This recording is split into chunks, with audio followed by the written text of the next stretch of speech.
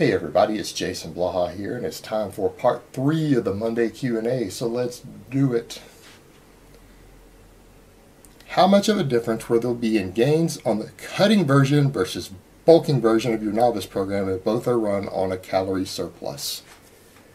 Alright, this is one I get asked and people don't realize the reason I have so much workload in the Novice program is to give you maximum hypertrophy. I wanted to design a program that for the majority of people genetically, with only a few outliners, you would be able to put on as much muscle as you possibly could. Not 90%, not 95%, not 99%, but as much as you could. And it's a brutal program accordingly, and a lot of people, the workload really is a problem, but that's what you got to do for maximum hypertrophy. If you were to cut it back and run the cutting version, you would probably gain somewhere between 90 to 95%, and some people, depending on their genetics, might gain 100% of the gains they would on the full version. Just really varies from person to person there genetically, but it's somewhere between 0 and 10% less gains is what you would get. So if the normal version, the bulking version of the program, is too much for a person, and I've had to advise a few people to do this, you could consider the cutting version. It is less aggressive, and it is still a very, very hypertrophy heavy program. You're going to get a lot bigger, you're going to get a lot stronger, you're just not getting that last little bit. But even the cutting version is perfectly fine. You'll gain a lot of muscle. Alright, next question. Difference in chest hypertrophy between pause bench and regular bench.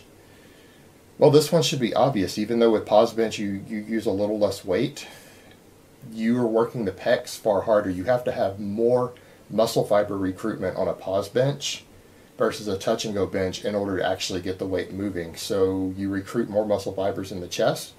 You tend to hold it in a stretched position longer, and oftentimes people do the touch and go incorrectly, and they miss the stretch position completely because they bounce it off their chest a bit and claim it's touch and go, which is normal even among a lot of bodybuilders who then go, well, the bench press sucks for building my chest. No, you suck at doing the bench press.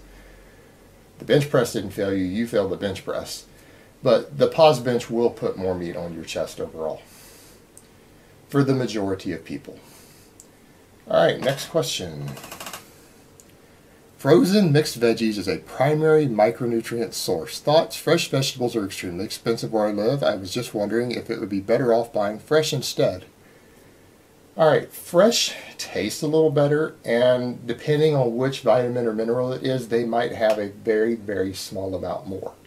Particularly some of the vitamins, but it's not going to be a dramatic difference. It's not like fresh broccoli versus frozen broccoli is going to give you double the vitamin C. No, it might give you 2% more vitamin C. And this has been studied, there's research on it. Freezing vegetables tends to retain at least 90%, if not more, of their actual nutritional value in terms of the vitamins and minerals. You lose very, very little, if any. So they're perfectly acceptable. It's just they don't always taste quite as good, so it can be a taste issue. I use a lot of frozen vegetables because I like to buy a lot of them at once. They're cheaper.